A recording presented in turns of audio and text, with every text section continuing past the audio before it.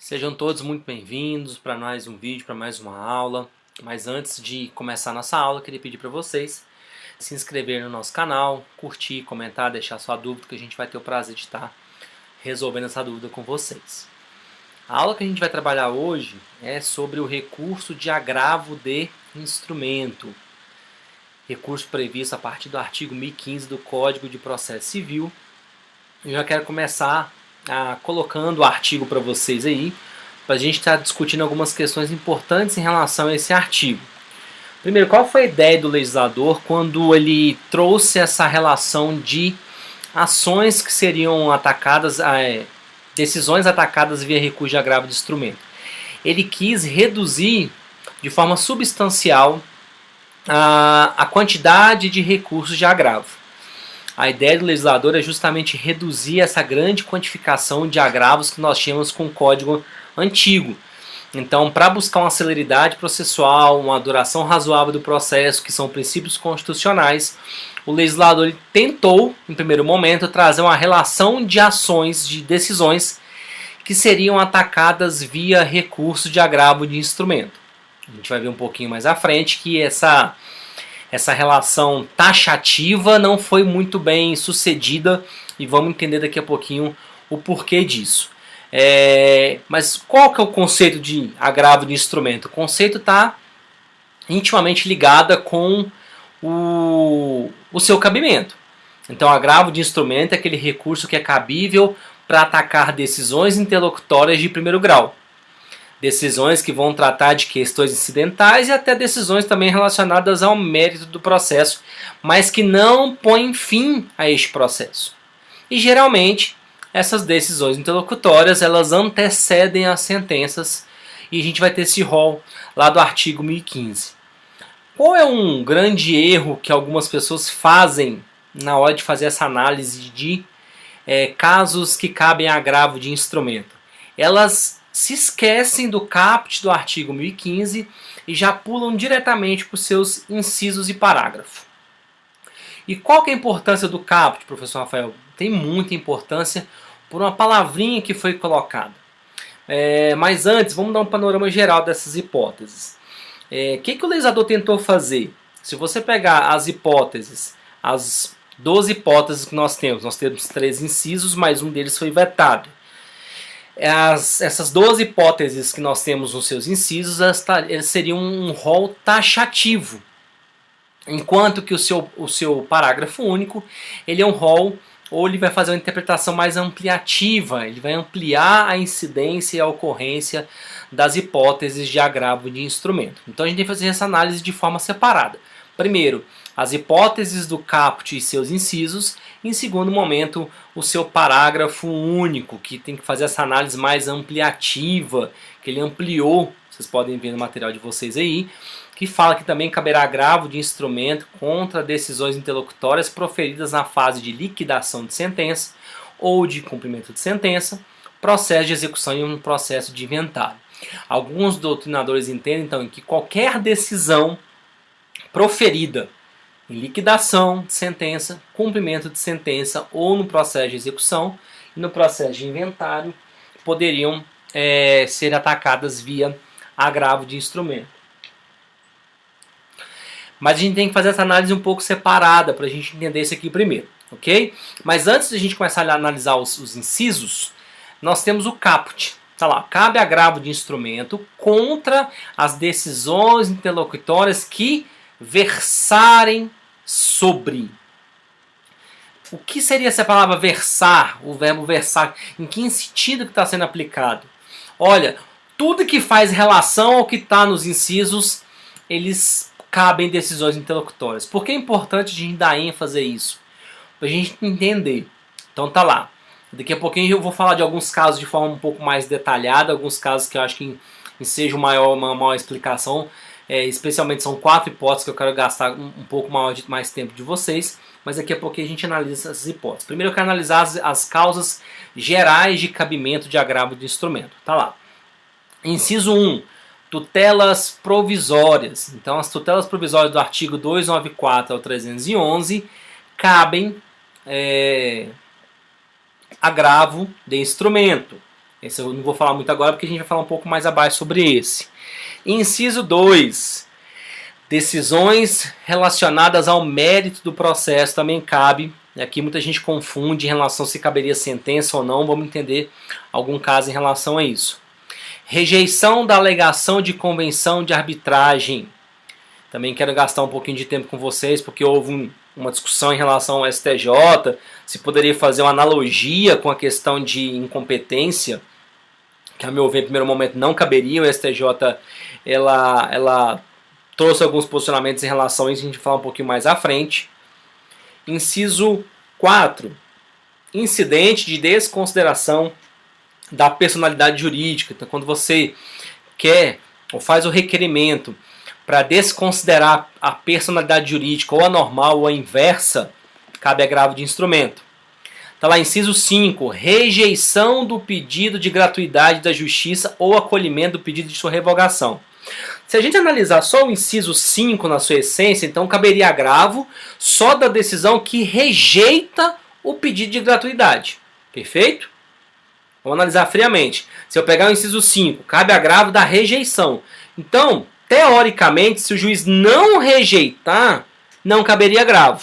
Perfeito? Só que, por isso que a gente tem que fazer remissão ao que está no caput. As decisões que versarem sobre a rejeição. Então, tudo que versa, tudo que faz relação à rejeição do pedido, cabe agravo. Ou seja, tanto nas hipóteses que o juiz rejeita, ou tanto nas hipóteses que o juiz não rejeita, porque está versando sobre a rejeição. Então, quando está falando sobre que versarem sobre a rejeição, pode ser a rejeição ou a não rejeição. Por isso que é importante a gente fazer análise dos incisos justamente à luz do caput do artigo 1015. Perfeito? Está lá, inciso 6º, exibição ou posse de documento ou coisa. Da mesma forma, exibição ou posse de documento ou coisa pode ser a decisão que defere a exibição ou a decisão que indefere a exibição ou posse de documento ou coisa. Porque são decisões que versam sobre isso. Ok? Inciso 7. A decisão que excluir o litisconsórcio. Então, quando o juiz determina a exclusão de litisconsórcio, por exemplo, litisconsórcio multitudinário, pode ser um caso, cabe agravo. Mas voltando, fazendo a remissão ao caput, são decisões que versam sobre a exclusão. Então, a decisão que exclui e a decisão que não exclui, ambas versam sobre a exclusão. Então, cabe também. Então, cabe da decisão que exclui o litisconsórcio, mas também cabe da decisão que não exclui o litisconsórcio, mantém o litisconsórcio no processo. Perfeito? 8º, que vai entrar no exemplo que a gente acabou de falar, rejeição do pedido de limitação de litisconsórcio. O que é limitação? É o litisconsórcio multitudinário. O que é o litisconsórcio multitudinário? Vamos ver a partir do artigo 113. O juiz pode limitar a quantidade de litisconsórcio no litisconsórcio facultativo quando essa pluralidade de partes atentar contra a rápida solução do litígio ou dificultar os mecanismos de defesa. Então, a ação, por exemplo, que tenha muitos réus, 100 réus, por exemplo, o juiz pode limitar 10 processos com 10 réus cada uma. Esse é o litisconsórcio multitudinário, que só cabe no litisconsórcio facultativo, não cabe no litisconsórcio necessário. Ok? Então, se o juiz rejeita o pedido, mas como está falando de versar sobre a rejeição, então pode ser decisões que rejeitam ou decisões que não rejeitam. Eles mantêm a limitação. Ok? Porque o réu vai fazer o requerimento na sua contestação e o juiz pode rejeitar ou não o pedido de limitação de um litisconsórcio. Perfeito? Inciso 9, aqui já foi mais claro, né? Admissão ou inadmissão de intervenção de terceiros. Então, se o juiz admite ou inadmite a intervenção de terceiros, cabe agravo de instrumento. Perfeito? Inciso 10, concessão, modificação ou revogação do efeito suspensivo aos embargos à execução. Ok? Então, se o juiz concede, ele modifica ou revoga efeito suspensivo em relação aos embargos, ok? Cabe também tranquilamente. Perfeito? Inciso 11, redistribuição do ônus da prova no parágrafo único do artigo 373, daqui a pouquinho eu vou falar mais sobre esse.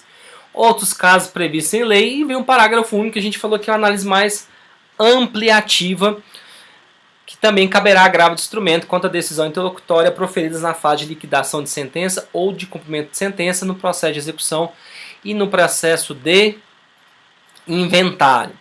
Então essas são as hipóteses legais que nós vamos ter. Eu quero abordar alguns casos específicos com vocês. Primeiro que eu coloquei no material de vocês aí, sobre tutelas provisórias. Não são decisões que versam sobre tutela provisória? Então não é só a decisão, por exemplo, que defere a tutela.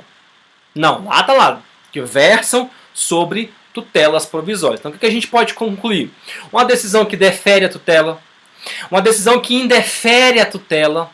Questão importante, aquela decisão judicial que posterga a análise da decisão. Olha, não vou analisar a sua tutela provisória sem ouvir a parte contrária primeiro. Eu quero ouvir a parte contrária primeiro para depois decidir. Esse ato de postergar cabe agravo de instrumento, porque são decisões que versam sobre tutelas provisórias, ok? Então, deferimento, indeferimento, postergação, alguma decisão que vai exigir caução para ser concedida a tutela provisória, se o juiz pedir uma garantia para concessão da tutela provisória, se você achar que essa garantia que ele está requerendo é desnecessária ou é excessiva, você pode agravar de instrumento. Tá? Então, uma observação importante em relação ao inciso 1 é que a decisão que posterga a análise da tutela provisória também é passível de agravo de instrumento. Perfeito? Próximo inciso, inciso 2, eu quero trabalhar com vocês em relação ao mérito do processo. Um exemplo para a gente tentar entender, olha, eu levo até o juiz um acordo para requerer a homologação judicial. Certo? Levei um acordo. As partes transacionaram, eu apresento isso para o magistrado buscando a homologação judicial. Só que o juiz entende que o direito que está sendo discutido é um direito indisponível. E por se tratar de direito indisponível, aquela transação não pode ser homologada. O que vai acontecer? O juiz nega o indeferimento, ou a homologação perfeita, ele nega a homologação daquele acordo. Ele entende, ele vai apresentar suas razões. Olha, eu entendo que é um direito disponível e por essa razão não cabe acordo nesse caso. Essa tratativa que houve nesse acordo não pode ser formalizada, porque é um direito indisponível. Então, neste caso, o que vai acontecer? Ele não vai homologar e o processo segue normalmente. É uma decisão de mérito no processo que cabe recurso de agravo. Se você pegar, por exemplo, aquelas decisões parciais de mérito também, tipo 354, 355, 356, decisão parcial de mérito é uma decisão de mérito que cabe agravo de instrumento. O processo vai seguir. Decisão parcial de mérito. O dano material, por exemplo, é um dano material incontroverso. Não precisa mais produzir prova. Julga o dano material e o processo segue em relação ao dano moral. O dano material, ele é incontroverso. Então o juiz profere uma decisão de mérito, julgando procedente ou improcedente, de acordo com o caso, mas o processo vai seguir. E se você quiser questionar agravo de instrumento, você tem que agravar daquela decisão. Não é apelação. Você não pode aguardar a apelação, por exemplo, para fazer uma preliminar de apelação. Quando nós trabalhamos na aula sobre apelação lá do 2009. Não pode. Ok? Interponha-se agravo de instrumento. Perfeito? Inciso 3. Sobre a questão da convenção de arbitragem. Qual que foi a alegação? Ou qual foi o entendimento ou a discussão? Caberia agravo de instrumento de forma analógica desse inciso 3, nos casos do juiz proferir uma decisão analisando sobre a incompetência absoluta ou relativa? A parte ré alega que é incompetente, aquele juiz é incompetente. Aquela decisão que o juiz vai dizer se é competente ou não, será que, por analogia do inciso 3 do artigo 1015, caberia a interposição de agravo de instrumento? Essa é a discussão. Ok? Essa é a discussão. Ou O juiz pega um processo, ele entende que é absolutamente incompetente, ele profere uma decisão. Essa decisão dele caberia agravo por analogia, porque o artigo 1015 não traz um rol falando sobre incompetência. Primeiro momento, o STJ entende que sim, caberia por analogia a aplicação do inciso 3 nos casos de incompetência absoluta e relativa. Porém, se você pegar as maiores doutrinas sobre o assunto, a tendência é que, neste caso, o rol é taxativo nesse inciso próprio. Não tem relação direta incompetência com convenção de arbitragem. Ah, são semelhantes? Não. Porque quando a gente fala de convenção de arbitragem, é você tirar do Poder Judiciário a atribuição de julgar, levando para as cortes de conciliação e arbitragem. Então, neste caso, mesmo que está versando sobre a convenção de arbitragem, eu não posso usar a analogia nesse caso. Não são casos semelhantes. A incompetência remete para um juízo competente. Aqui não, eu estou tirando de dentro do Poder Judiciário, levando para a convenção de conciliação e arbitragem. Tá? Então, pensar analogicamente neste caso, a meu ver, é um entendimento totalmente incorreto. Data vendo que o STJ já decidiu em alguns casos, na minha concepção, que não caberia agravo nesse caso. Ok? Tranquilo? Então não seriam agraváveis de instrumento. Rafael, mas o caso é urgente, denota urgência. Aí a gente vai entrar daqui a pouquinho uma decisão importantíssima que o STJ proferiu em relação a esse rol, se é taxativo ou não, em 2018. Daqui a pouquinho a gente vai chegar nesse caso. Perfeito? Próximo. Redistribuição do ônus da prova nos termos do artigo 373, parágrafo 1º. O que tem a ver com isso, com agravo? Primeiro, o 373 fala do ônus da prova. Quem tem o ônus de provar, ou seja, quem tem essa atribuição de provar sob pena de sofrer algum prejuízo?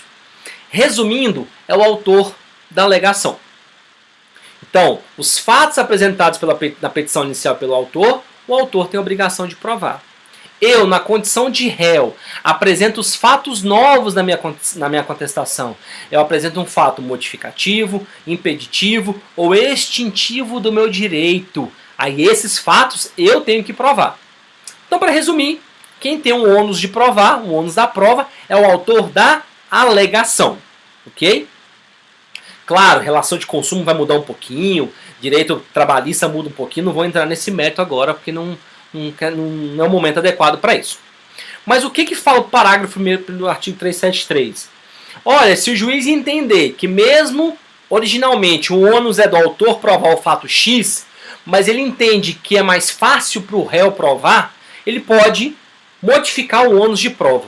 Ele pode falar assim, olha, essa prova aqui, em que pese em primeiro momento ser ônus do autor, eu vou atribuir para o réu. Ou esse fato apresentado pelo réu, em que pese ser um fato que ele tem que provar, eu vou passar para o autor provar. Então ele pode fazer uma distribuição dinâmica do ônus da prova. Então, essa decisão de modificar, então o juiz pode redistribuir, ele pode não redistribuir, ou ele pode redistribuir incorretamente, ou ele pode redistribuir o ônus financeiro. Olha, tudo bem, a prova vai ser realizada pelo fulano, mas quem vai pagar é a outra parte. Ok, perfeito? Qual que é o grande questionamento? Professor Rafael, eu posso interpor recurso de agravo de instrumento da decisão que defere a minha prova?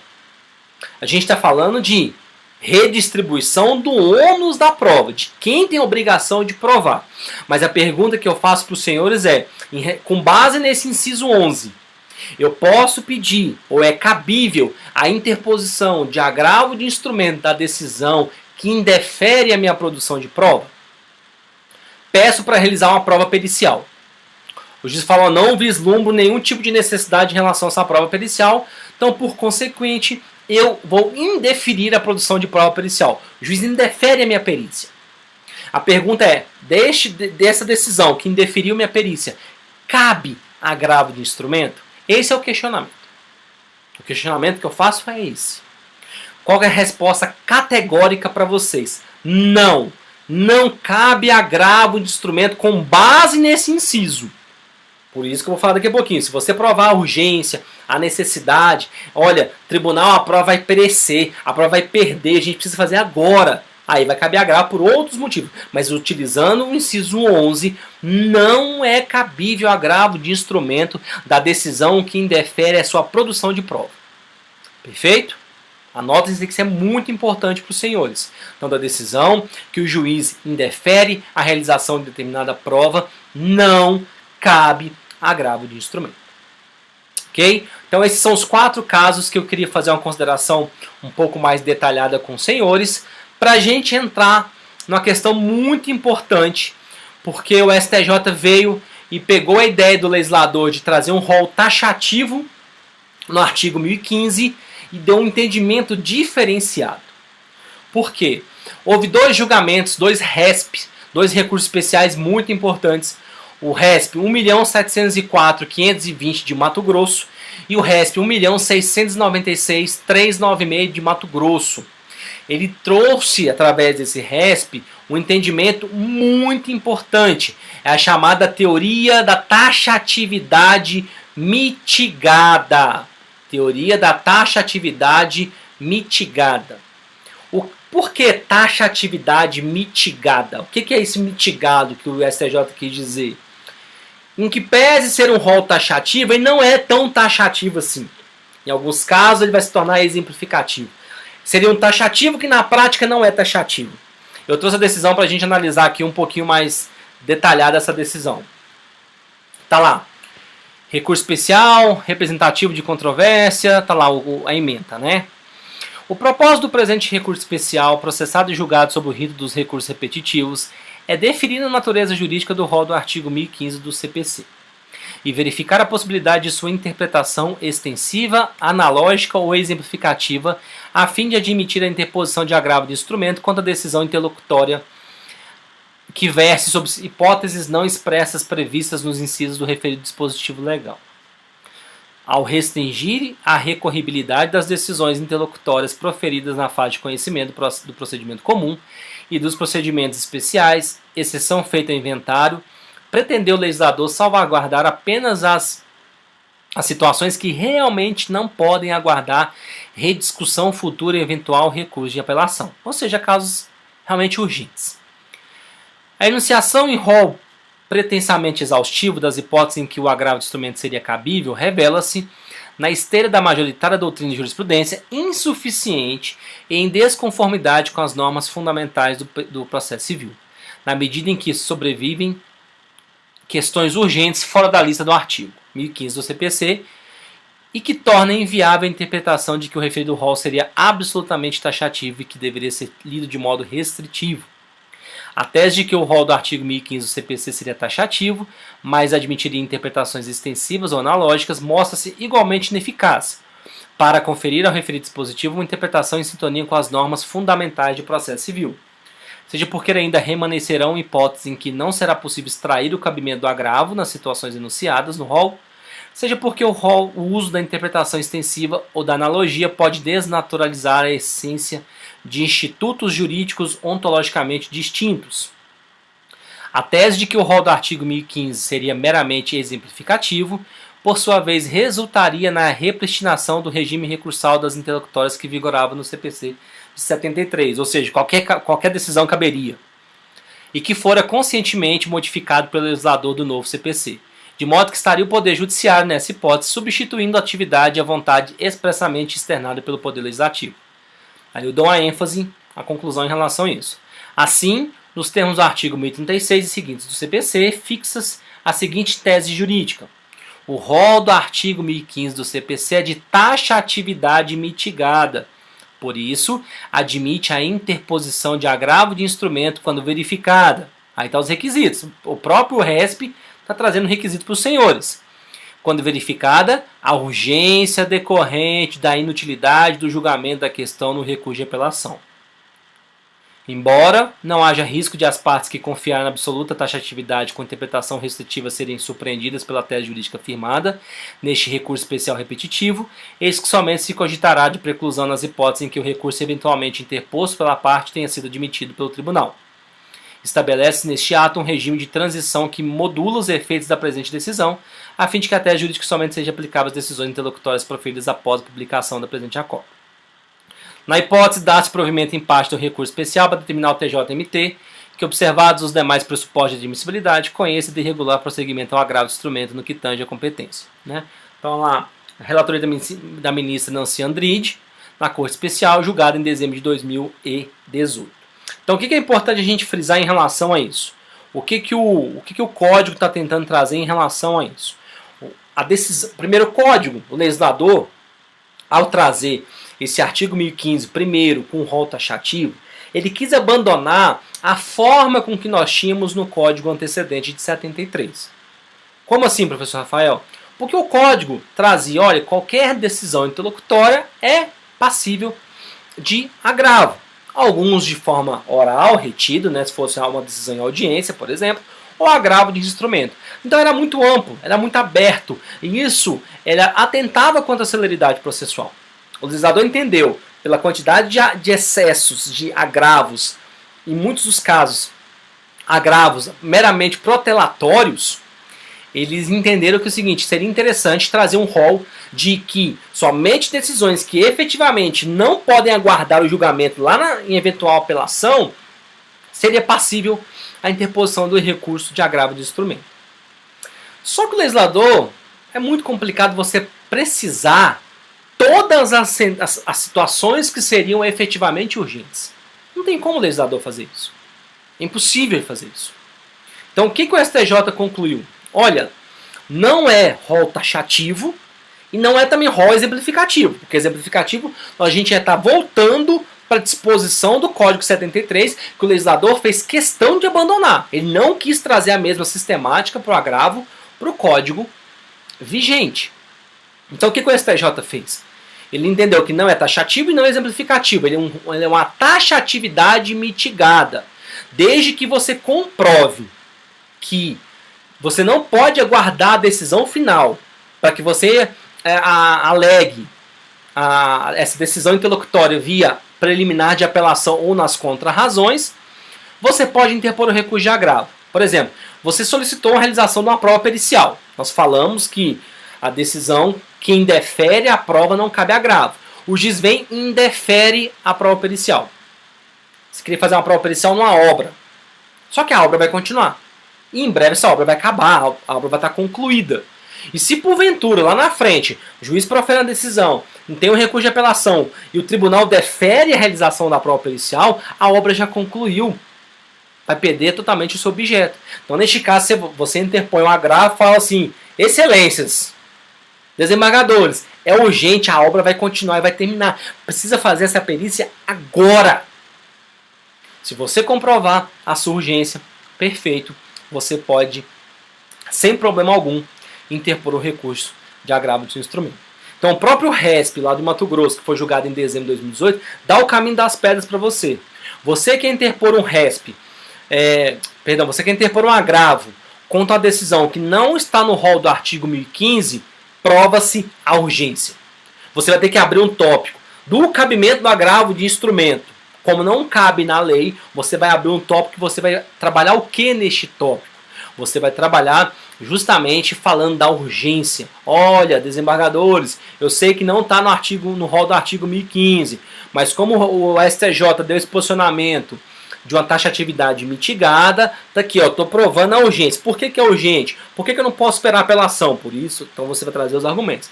Então, eu aconselho os senhores, vai interpor um recurso de agravo contra a decisão que não está no rol do artigo 1015, primeira coisa que vocês vão ter que abrir quando começar a falar, lógico, traz a formalidade, endereçamento, qualificação, etc. Abra-se um tópico falando do cabimento.